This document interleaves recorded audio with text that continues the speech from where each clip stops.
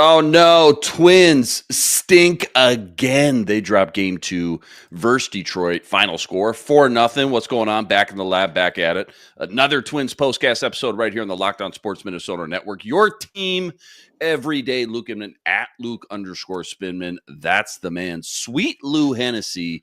Give him a follow on X at Sweet Lou MN. Lou, this team, this ball club, if you can even call them that. They've lost 6 of their last 7. They're now 4-11. Where are you at? You've watched baseball your whole life. Still way too early to panic, or are we starting to perspirate a little bit here? Is it getting warm in Rocco's office yet, or what's the temp? What's the temperature of this team right now? 15 games into the season. Whew, yeah, it is getting steamy. That's for sure. I tend to lean on the optimistic side, and Sure. that part of me right now is saying it's still so early, but the part of me that has my eyes open and is watching these games that are not leaving much, to the imagination here is it's a tricky balance that we find ourselves in with our dear Minnesota Twins ball club here in 2025. Well, and I know we'll talk about it. I think we talked about, though, you and I last week, where it's like it'd be different. It'd be a different vibe and different feel if they're losing, 4-3 and extras. Oh, heartbreaker. But at least they put up a good fight. When you can't score any runs, probably not winning any games. Lots to get into. Again, Twins bats seem to be officially broken. Plus, Chris Paddock's day on the mound. That was pretty solid. But first, quick reminder, today's episode brought to us by Game Time. Game Time, download the Game Time app, create an account, use code LOCKEDONMLB for $20 off your first purchase. So again, Twins, they're skidding. They're skidding fast. Losers of 5 of their last 6 heading into today. This was game 2 versus the Tigers. And again, Chris Paddock on the mound. Chris Paddock was pretty solid. 5 innings of work, 2 hits, 1 earned run. Gotta like that. Problem was, once again, just 0 juice in this lineup. 4 hits on the day for this team. 0 runs scored. No batter with more than 1 hit on the day. 6 of the 9 batters in the lineup. 0 hits on the day.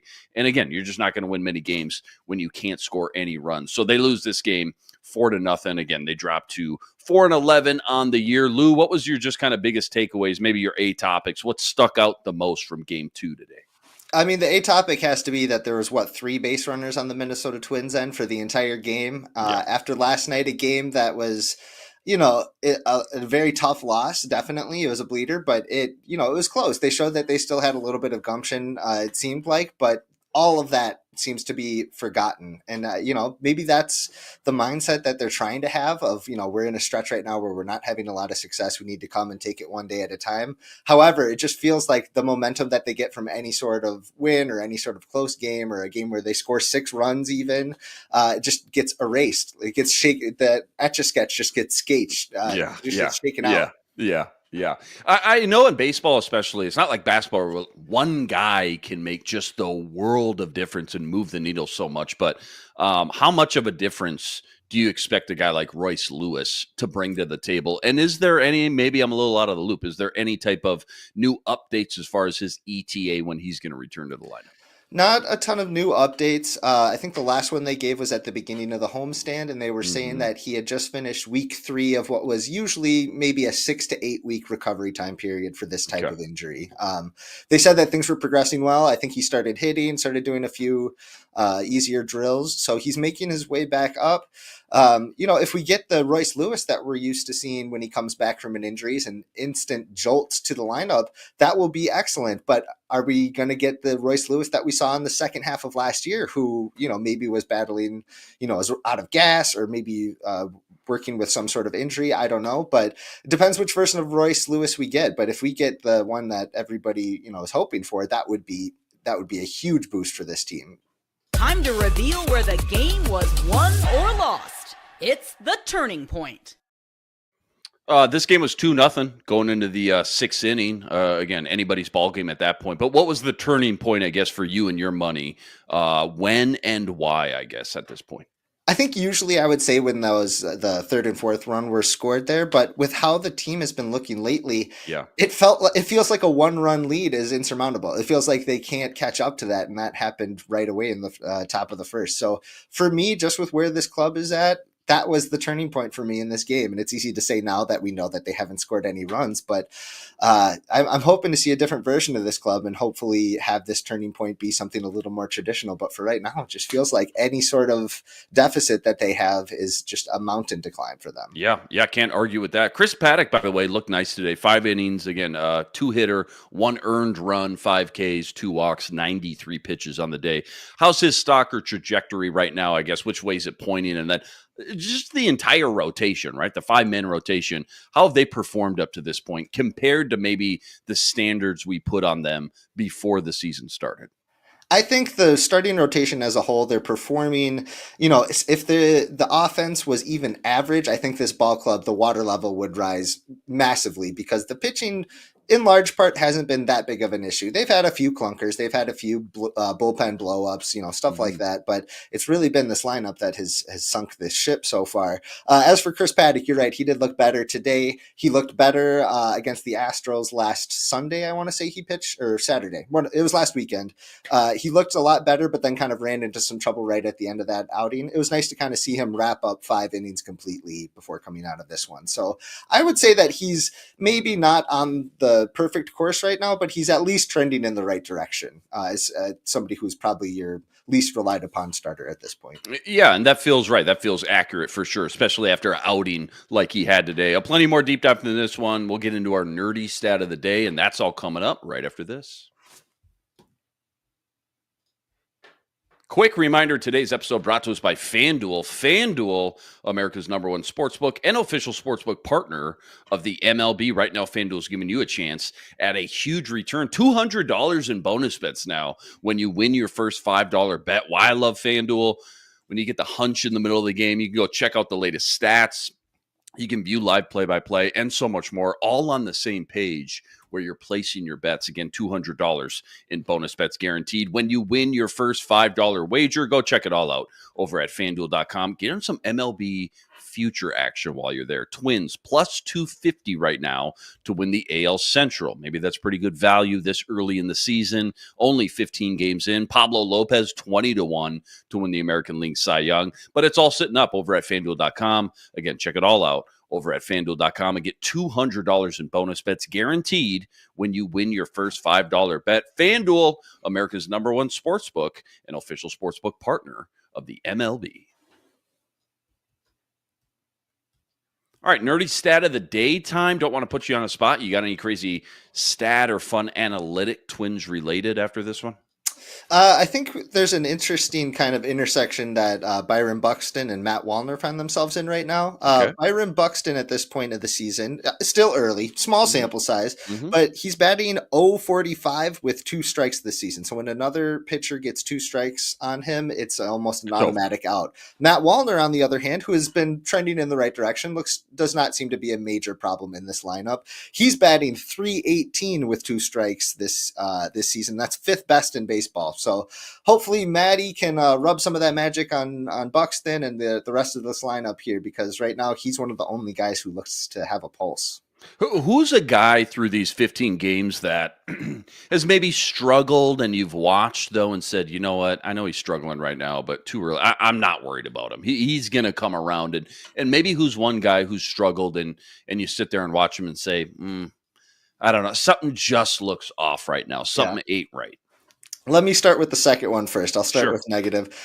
Mickey Gasper looks completely overmatched so far in his limited role that he's had with his club. Yeah. Not that he was supposed to be some cornerstone of the lineup or anything, but he was supposed to be a nice little tool for them to stitch in, with some platoon splits, maybe some pitch hit opportunities.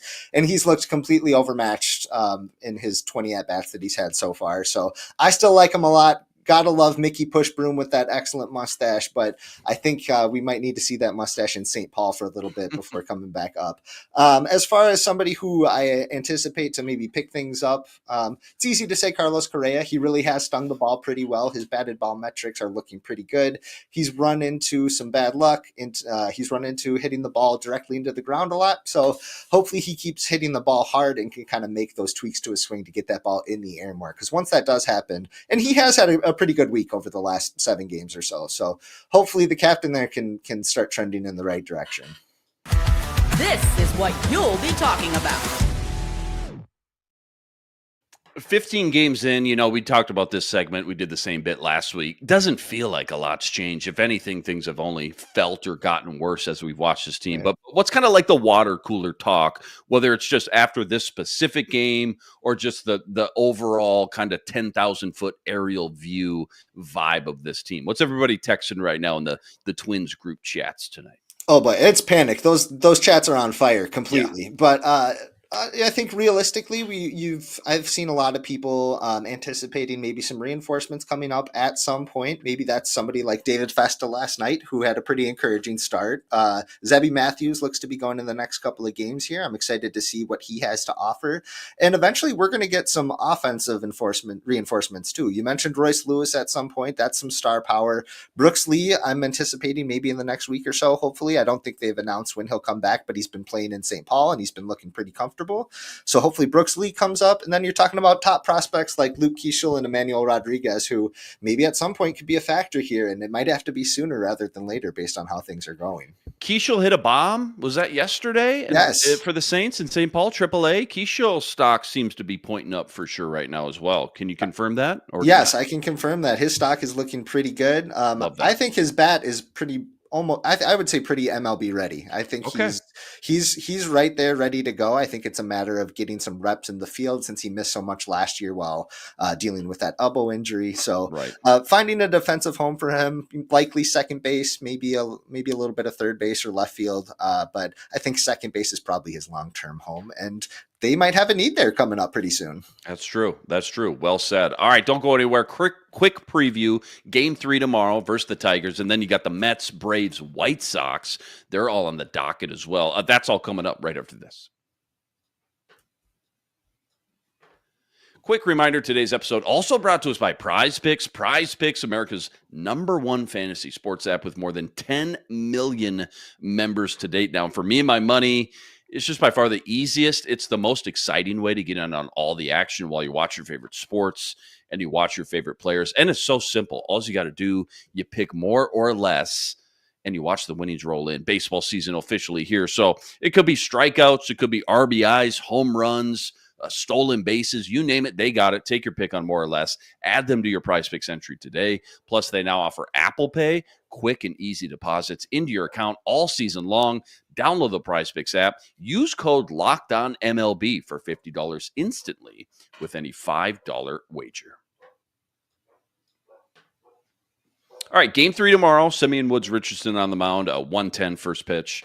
Then you got the Mets at home, okay, for 3. But then you go to Atlanta, and then you got the White Sox back at Target Field anyway. I guess quick preview of game 3, SWR on the mound. And then when you look at the schedule just coming up, what's kind of the temperature on the Mets, on the Braves, the White Sox, I guess, as this Twins team just tries to build any type of momentum possible? Yep, Woods Richardson coming off of a mixed bag start in his last go about there in Kansas City. He was looking pretty good through 4 innings or so, and then ran into a little bit trouble in the 5th. So, I don't anticipate him to be some big stopper for this rotation. He's not the ace that you're ready to finally take one after having this losing streak here. But at the same time, he's definitely MLB rotation caliber pitcher.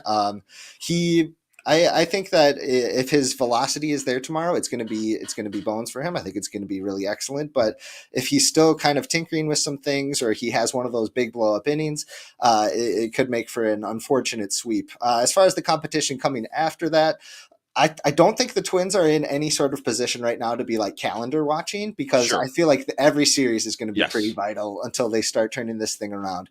Atlanta, one of the only teams with fewer wins than the Twins, though. So it's, if you're going to pay attention to an underachieving team like the Twins, you got to look at their opponents too. The Braves are certainly that at this point. Hopefully the Twins are not the team that puts them back on the right track. We had the same conversation, and it was the same vibe, positive outlook, glass half full against the Astros when we played the Astros, because the Astros were struggling as well. And what did we end up doing? Losing 2 out of 3 versus the Astros. So 2 out of maybe 3, we're due. Maybe we're just due at this point. We just might be. Maybe we're just waiting for that sunshine to break through in Minnesota and finally heat us up here. Twins bats, they stay broken. they dropped game 2 at home versus Detroit 4-0, 4-11 now on the year. Huge shout out though to all the everydayers out there that always make us your first listen. Much appreciated. All you guys coming in the chat with us from game to game. Make sure you like and subscribe. Go check out all of Sweet Lou's work on X. Again, it's at Sweet Lou MN. Plus all the work you're always ripping up over at zonecoveragemn.com as well. Anything new as of late we can go check out you've been working on kind of Twins related?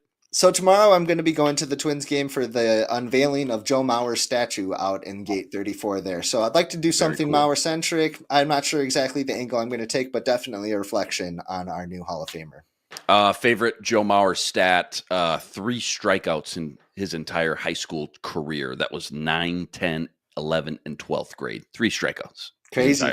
Crazy. Absolutely love it. Great stuff, man. Per usual. Love chatting it up with you, win or lose. Again, Luke Inman at Luke_Spinman on X. Give me a follow. Twins Tigers game 3. That's tomorrow. First pitch is 1:10 p.m. Again, Simeon Woods Richardson on the mound. We'll see you right here, same time, same place. But until then, signing out.